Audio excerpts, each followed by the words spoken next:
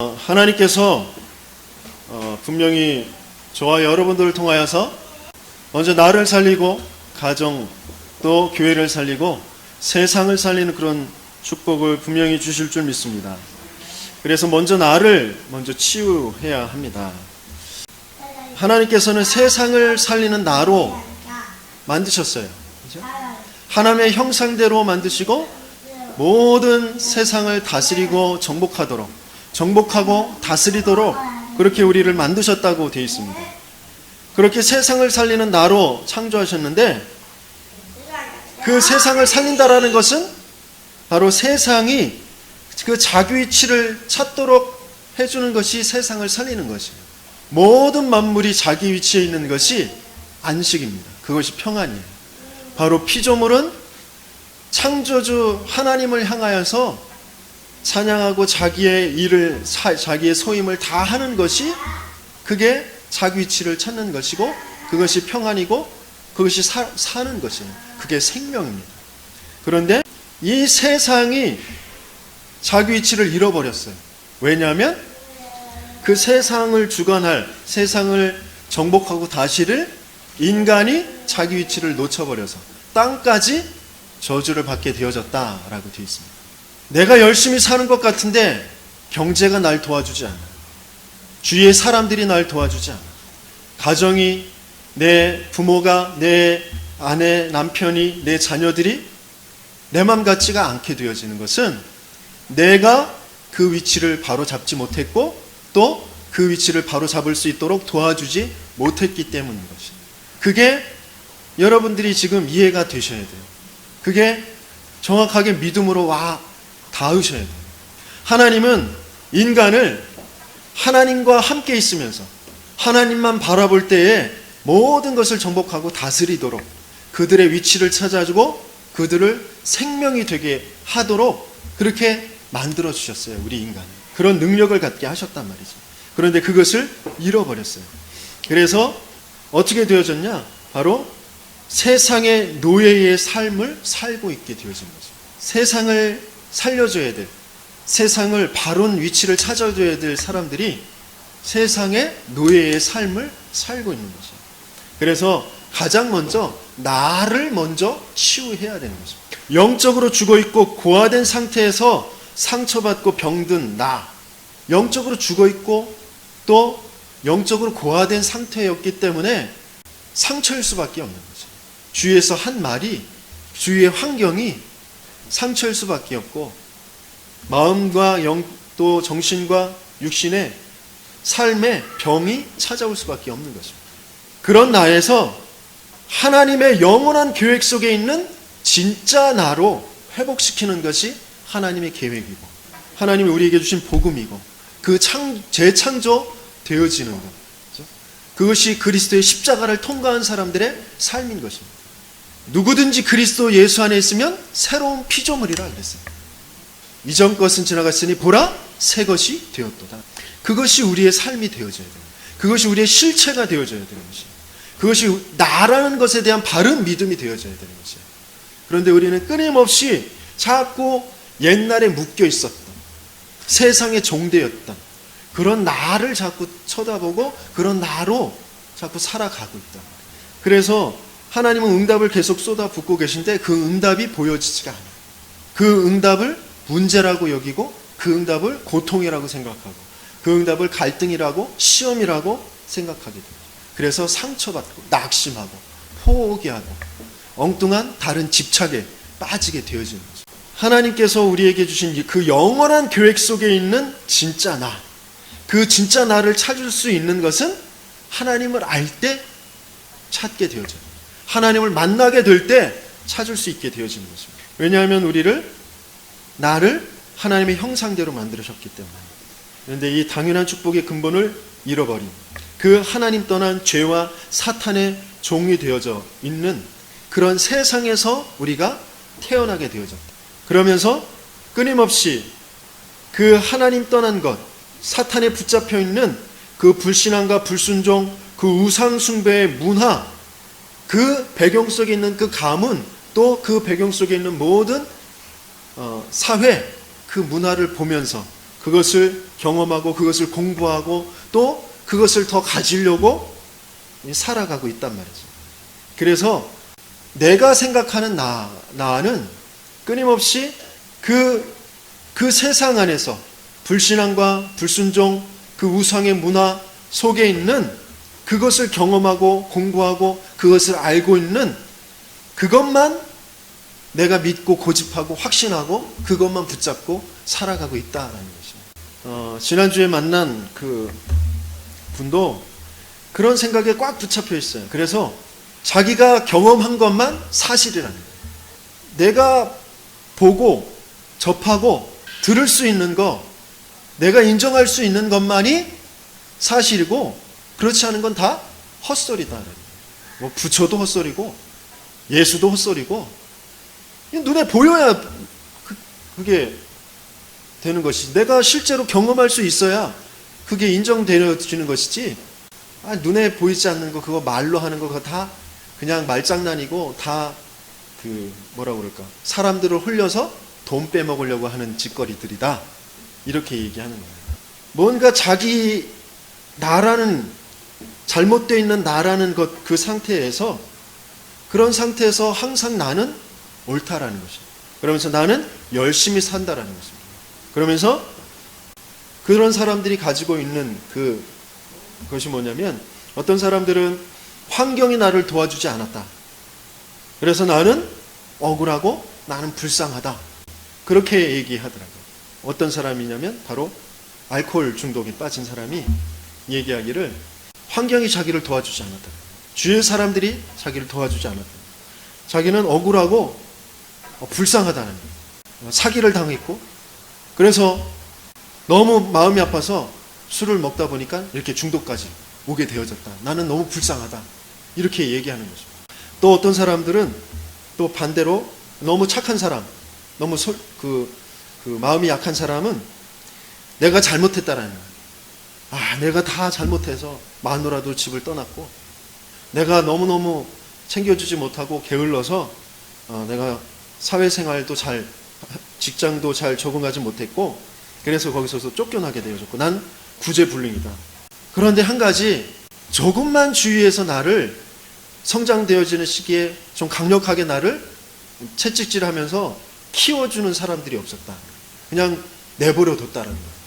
그래서 내가 이렇게 되어졌다. 조금만 주변에서 나를 붙잡아 줬으면 이런 형편까지는 되어지지 않았을 텐데. 그러면서 또다시 난 불쌍하다 라고 하는 사람입니다. 또 반면에 어떤 사람은 나는 지금 너무 행복하다는 거예요. 나는 뭐 종교라는 것이 필요 없다는 거예요. 우리 가정은 너무 평범한, 그리고 부모님들이 너무 좋으신 그런 좋은 가정 환경에서 자랐고, 그리고 내가 노력한 만큼 내가 원하는 대학에 들어갈 수 있었고, 내가 노력한 만큼 좋은 직장도 다니고, 그리고 내가 또 계획하고 있는 더 나은 삶에 대해서 지금 목표를 세우고 그것을 향해서 달려가고 있다. 그것이 반드시 이루어질 건 난 믿는다. 그래서 나는 행복하다. 그래서 나는 뭐 신이 필요 없다. 그런 사람도 만났어요. 사람들은 다 이런 상태에 다 붙잡혀서 살아가고 있어요. 그게 진짜 나이냐? 그렇지 않다는 것이죠.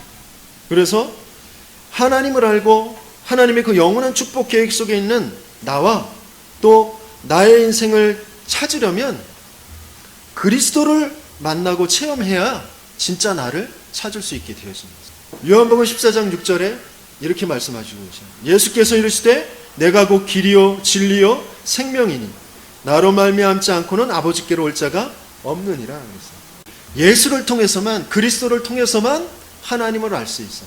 그 예수를 통해서, 그리스도를 통해서만 하나님을 알고 하나님 속에 있는 나를 찾을 수가 있게 되어집니다. 그래서 이 성경의 말씀, 여기서 이제 요한복음이지만 성경 말씀 전체를 두고도 똑같은 말씀이에요. 요한복음 20장 31절에 이렇게 말씀하시고 계셔요. 오직 이것을 기록함은 너희로 예수께서 하나님의 아들 그리스도심을 믿게 하려 함이요 또 너희로 믿고 그 이름을 힘입어 생명을 얻게 하려 함이니라. 우리는 이미 그 생명을 잃어버린 상태, 영적으로 죽어있는 상태에서 태어나기 때문에 그 생명을 찾아야 된다. 근데 그 생명을 어디에서 찾을 수 있다고요? 이 성경을 통하여서 예수가 하나님의 아들 그리스도이심을 믿게 될 때, 그때 생명을 얻게 되어져. 그 생명은 바로 내가 누구인지, 하나님이 어떤 분인지, 내 인생의 영원한 끝은 어디인지, 끝은 없겠죠. 그 영원한 시간표는 어떤 것인지, 내 주어진 이 육신의 삶 속에서 내가 해야 될 것은 무엇인지, 이런 것이 어둠 속에 있다가 세상이라는 것, 나 중심, 물질 중심, 성공 중심이라는 그 어둠 속에 갇혀 있다가 빛으로 생명으로 그것이 보여지게 되어지는 것이죠. 나에 묶여 있었구나. 내가 물질에 묶여 있었구나.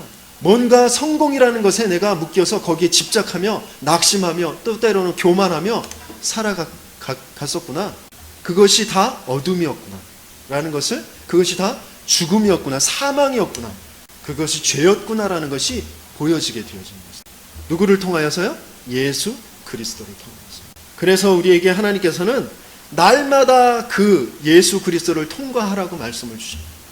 요한복음 10장 9절에서 10절 말씀 우리 같이 한번 읽어보도록 하겠습니다. 내가 문이니 누구든지 나로 말미암아 들어가면 구원을 받고 또는 들어가며 나오며 꼴을 얻으리라. 도둑이 오는 것은 도둑질하고 죽이고 멸망시키려는 것뿐이요 내가 온 것은 양으로 생명을 얻게 하고 더 풍성히 얻게 하려는 것이라. 우리는 날마다 이 시간을 가져야 돼요. 또 중요한 문제와 사건이 벌어졌을 때 이 시간을 가져야 돼요. 그 양의 문, 우리의 문, 그 그리스도를 통과하는 그 시간을 가져야 돼요.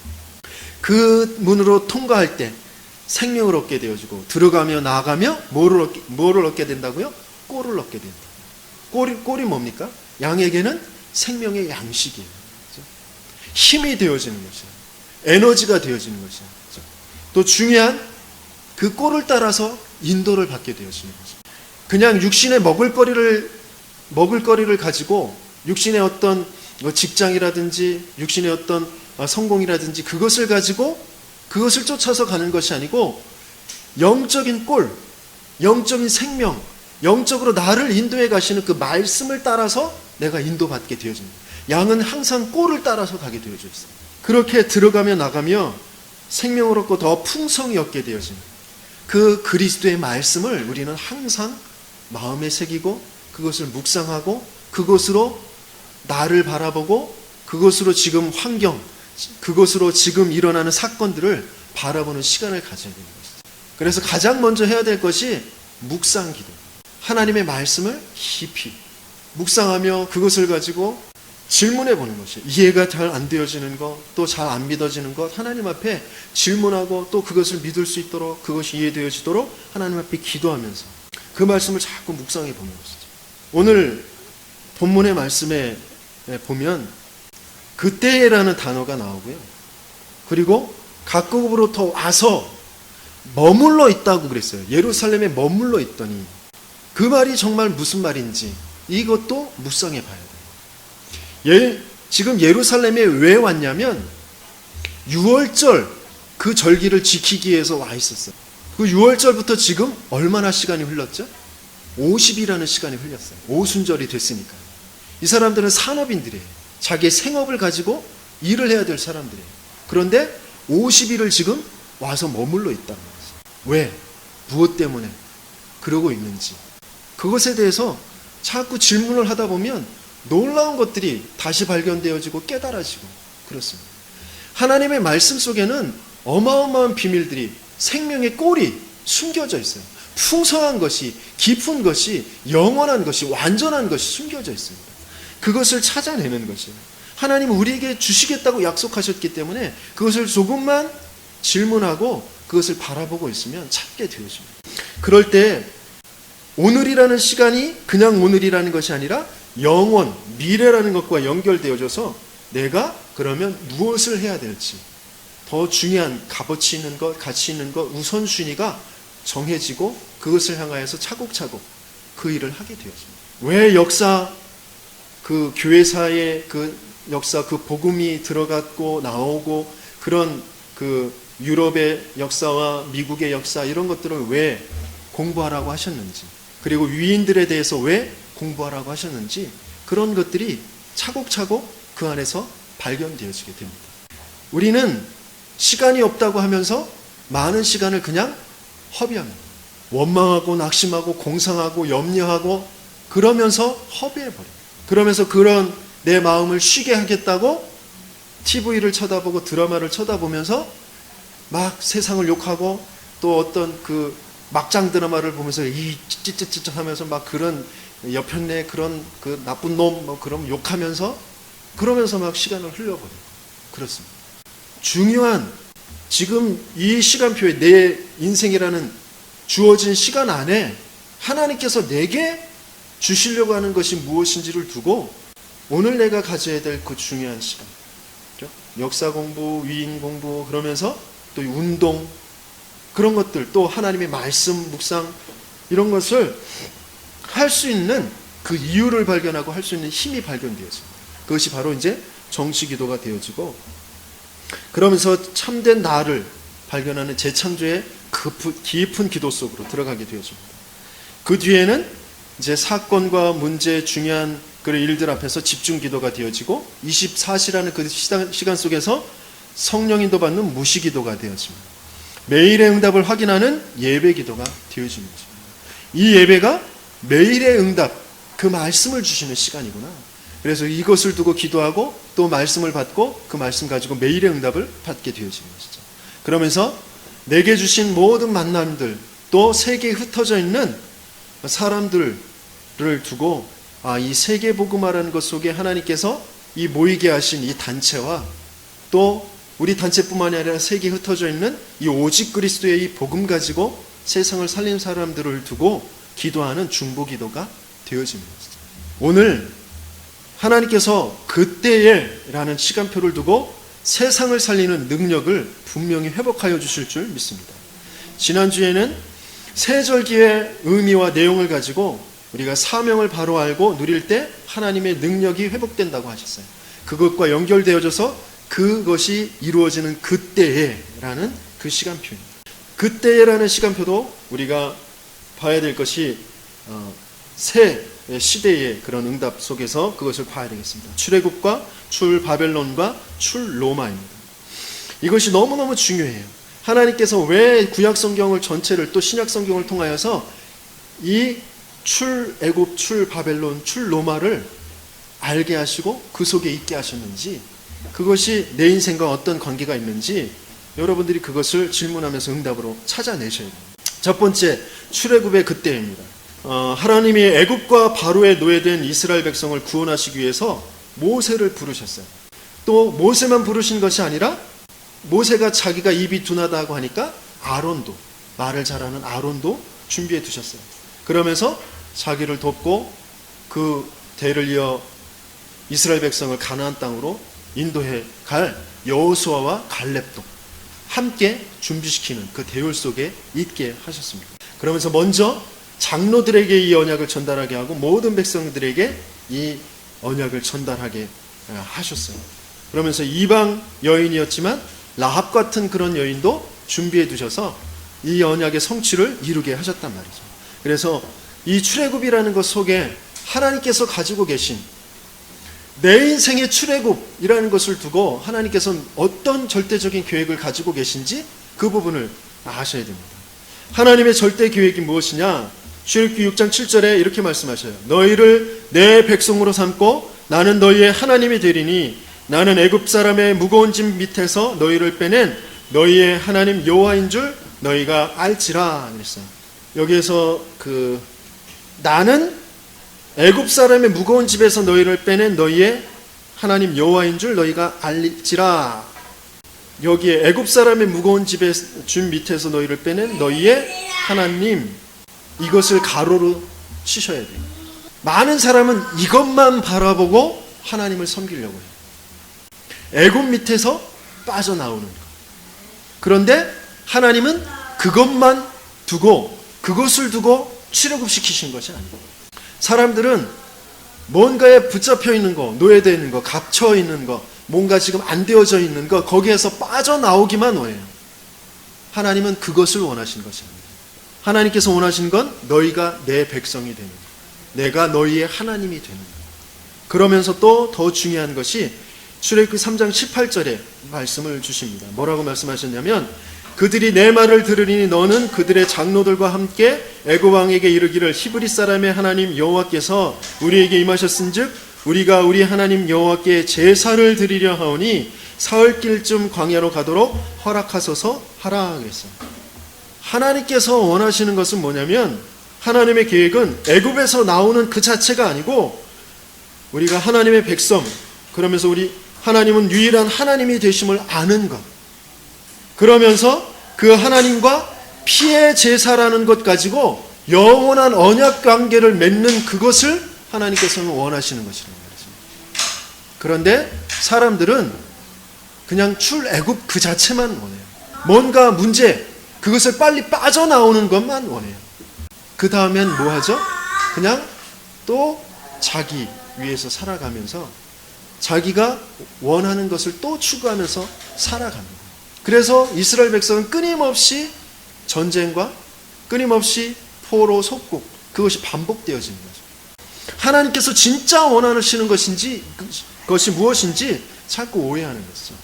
왜 우리 그 성전이 이제 교회 건물이 새를 살게 되어지다가 이제 자기 건물을 얻어서 나가거나 이제 성전을 건축하게 되어지면 뭘 했다 그러죠? 아, 출애굽했다 그러잖아요. 그죠?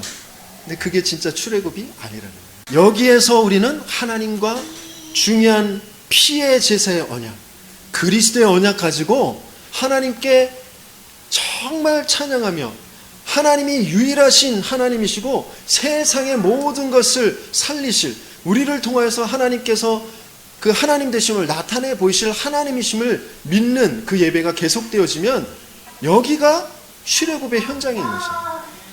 그냥 건물을 좋은 건물로 얻어 나가는 것, 우리가 뭔가 막혀진 것이 해결되어지는 것, 그것이 출애굽이 아니라는 것입니다. 그 출애굽의 주역으로 부르신 사람들이 모세와 아론, 여호수아와 갈렙입니다. 근데 하나님께서 모세의 후임으로는 여호수아를 준비하셨어요.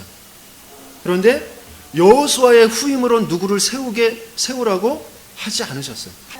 왜 그랬을까요? 하나님께서는 내가 너희의 하나님이야. 내가 너희의 왕이 될 거야. 너희는 나의 백성이야. 내가 너희를 통치해 갈 거야. 라고 하신 거예요. 그런데 이스라엘 백성은 그것을 몰라요. 그 뜻이 무엇인지 잘 모르고 여호수아 다음에 계속해서 사사시대를 이끌어가면서 뭘 달라고 하죠? 우리에게 왕을 달라고. 우리에게 왕을 달라고. 왕이 없어서 우리가 전쟁에 휘말리면서 우리가 고통받는다고 그런단 말이에요. 우리도 마찬가지예요. 우리도 뭔가 자꾸 어려움을 당할 때 뭔가 강력한 뭔가를 달라고 그래요. 뭔가 힘을 달라고, 뭔가 우리를 지도해 줄 어떤 지도자를 달라고, 나라가 어지러울 때 강력한 힘을 가진 그런 지도자, 통치자가 필요하다고 그런 사람을 세워달라고. 그러면 또 그 사람이 세워지면 더 독재자라고 또 그 사람을 또 욕하고 또 그런 것이 반복되죠. 사람의 왕 가지고는 안 된다는 거죠. 그래서 하나님은 여호수아의 다음에 후계자를 지목해서 세우지 않으셨어요. 우리 교회에 어떤 강력한 힘을 가진 지도자가 필요한 것이 아니고 하나님이 이 교회의 주인이시고 왕이시고 하나님이 모든 것을 주관해 가십니다라는 것을 믿는 그 사람들을 통하여서 하나님은 교회를 이끌어 가셔요. 내 가정도 마찬가지입니다. 내 가정에 저 부인도 정말 힘이 없고, 또 어떤 사람은 내 남편도 내 자식 새끼도 하나도 도움이 안 되고 어쩔 수 없이 내가 그냥 힘들어도 내가 해가야 돼. 그러니까 계속 힘든 거예요. 그러니까 계속 남편도 아내도 자식도 자기 역할을 제대로 못하고 내가 주인 되도록, 내가 왕이 되도록 가만히 놔두는 거예요. 이게 무슨 말인지 이해가 안 되시죠? 이해가 되십니까? 남편이, 아내가, 아들들이 주위에서 도움을 안 줘서 내가 어쩔 수 없이 그 책임을 진 것이 아니고, 내가 책임을 져야 되니까 주위의 사람들이 나에게 도움이 안 되는 거예요. 이 말이 이해가 안 되시죠? 무슨 말인지 잘 모르시겠죠? 이 말이 깨달아 주셔야 돼요. 하나님이 그 자리에 계셔야 되는데 자꾸 내가 책임지려고 하니까 주위의 사람들은 책임을 안 지고 그런 자리로 자꾸 내려가는 겁니다. 출바벨론 전에 하나님께서는 분명히 그 출애굽의 그 언약이 무엇인지를 알고 있었던 모세와 또 여호수아, 갈렙을 통하여서 하나님께서는 10가지의 그 기적을 베푸셨어요. 모든 우상을 무너뜨리는 역사를 일으켜 주셨어요. 이스라엘의 그 힘이 아니고 이스라엘의 군대의 힘이 아니고 하나님께서 하시는 그 일을 보게 되었습니다. 7족속 31왕의 그런 강대한 조직들을 하나님께서 다 무너뜨리시는, 그 모든 흑암을 무너뜨리시는 그 역사를 보게 하셨습니다. 누가 주인이 되셨을 때? 누가 하나님이 되셨을 때요?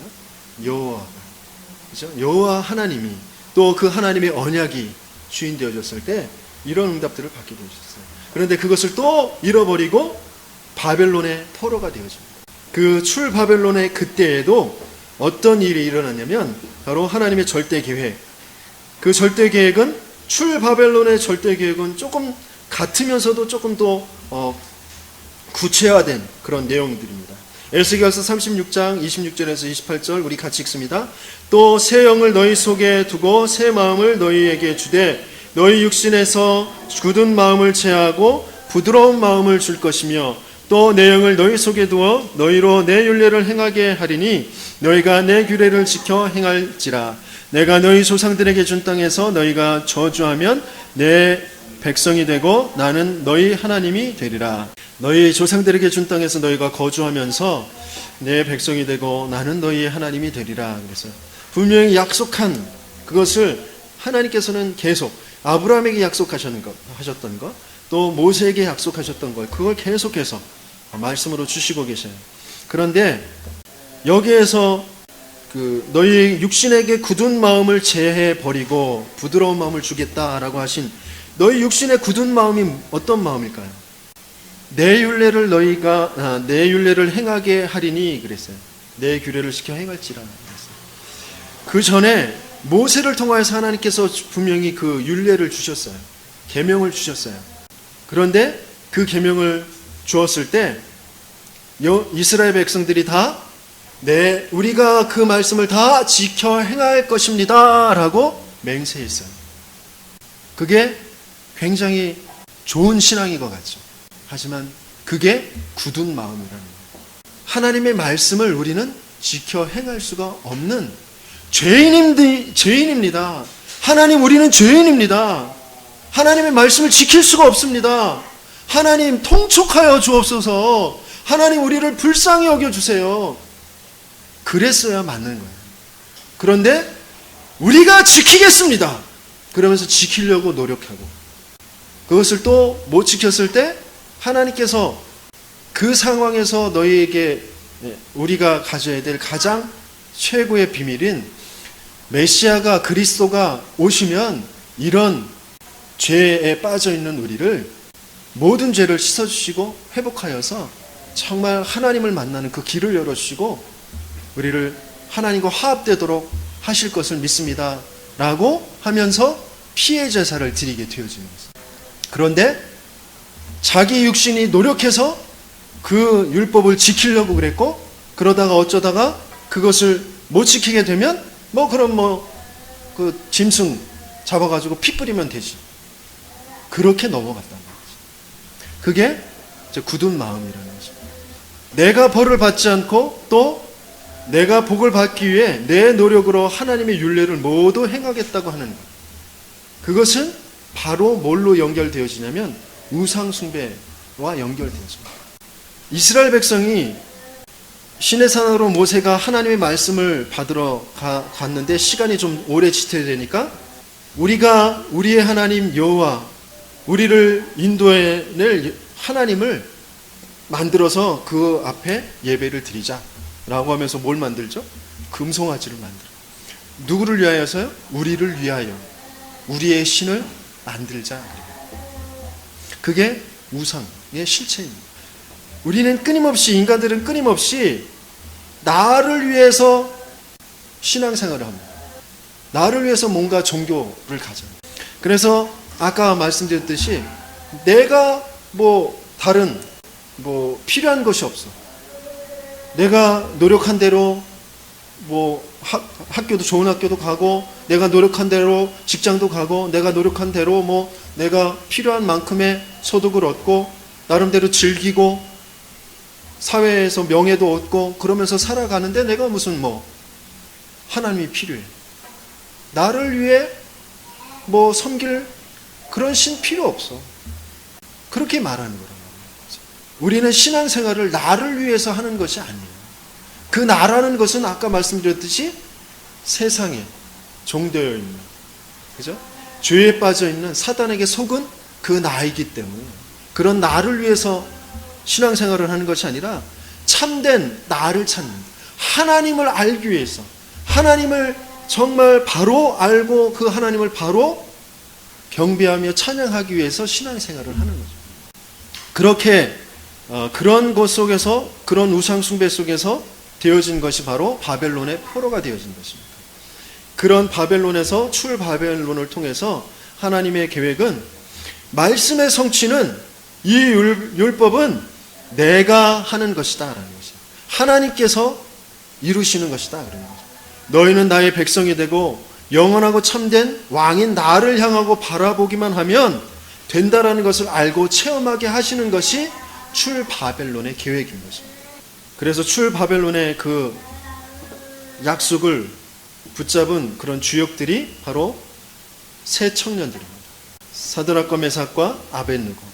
그 세 청년의 그 말씀, 그 세 청년이 어떤 언약을 붙잡고 있었는지 다니엘서 3장 17절에 18절 우리 같이 읽어보도록 하겠습니다. 왕이여, 우리가 섬기는 하나님이 계시다면 우리를 맹렬히 타는 풀무불 가운데에서 능히 건져내시겠고 왕의 손에서도 건져내시리라. 그렇게 하지 아니하실지라도 왕이여, 우리가 왕의 신들을 섬기지도 아니하고 왕이 세우신 금신상에게 절하지도 아니할 줄을 아옵소서 그랬어요. 세 청년이 지금 붙잡고 있는 것이 무엇인지. 또 다니엘도 똑같은 말을 했습니다. 다니엘서 6장 10절 같이 읽습니다. 다니엘이 이 조세의 왕의 도장이 찍힌 것을 알고도 자기 집에 돌아가서는 윗방에 올라가 예루살렘을 향하여 창문을 열고 전에 하던 대로 하루 3번씩 무릎을 꿇고 기도하며 그의 하나님께 감사하였더라 그랬어요. 그죠? 그래서 그것 때문에 이제 주위에 시기하는 다른 총리들이 고소를 해서 다니엘이 이제 그 굴에 떨어져서 사자 굴에 이제 떨어지게 되어지는 그런 상황에서 왕이 한 말입니다. 같이 20절 읽습니다. 다니엘이 든 굴에 가까이 이르러서 슬피 소리질러 다니엘에게 묻되 살아계시는 하나님의 종 다니엘아, 네가 항상 섬기는 내 하나님이 사자들에게서 능히 너를 구원하셨느냐 하니라 그랬어요. 그렇죠? 출바벨론의 약속을 붙잡은 이 세 청년과 다니엘은 나의 어떤 잘되고 못되고 그것을 보지 않았다는 것이죠. 내가 살고 죽고 그것을 향하지 않았다는 것입니다. 무엇을 바라보고 있었냐면 오직 하나님만 향하고 하나님의 약속만 바라보고 있었어요. 다니엘이 예루살렘을 향해서 창문을 열고 그랬어요. 조소의 어인이 찍힌 줄 알면서도, 곧 죽을 줄 알면서도 창문을 꼭 닫아놓고 다른 사람들에게 들리지 않게 해야 되는 것인데 오히려 창문을 활짝 열어두고 예루살렘을 향하여서, 그렇죠? 그렇게 기도했다라고 되어 있습니다. 또 새 청년들은 왕이 한 번 기회를 준다. 너희가 나에게 무릎 꿇고 다시는 그 너희가 섬기는 하나님께 기도하지 않겠다고 하면 내가 살려주겠다라고 했는데 이 새 청년은 뭐라고 말했냐면 내가 거기에 대해서 답할 것이 아무것도 없습니다. 답할 이유가 없습니다. 라고 말하면서 오늘 읽었던 그 본문의 말씀을 말하는 것이었어요. 그렇죠? 어떤 상황에서도 하나님께서 계획하신 것, 그 하나님의 계획이 무엇인지 그리고 하나님의 그 약속이 무엇인지 그것을 아는 사람들, 그것을 알 때에 하나님께서는 분명한 능력이 나타나게 하셨고 기적이 나타나게 하셨고 또 그들의 믿음을 통하여서 중요한 출애 바벨론의 그런 역사를 보이신 줄 믿습니다. 그것이 또 출 로마에서도 똑같은 그런 계획과 응답이 나타나게 되어집니다. 출 로마의 그런 그때에는 어떤 것인지 출 로마의 하나님의 절대 계획은 사도행전 1장 1절과 3절과 8절에 나타나 있습니다. 우리 같이 읽어보도록 하겠습니다.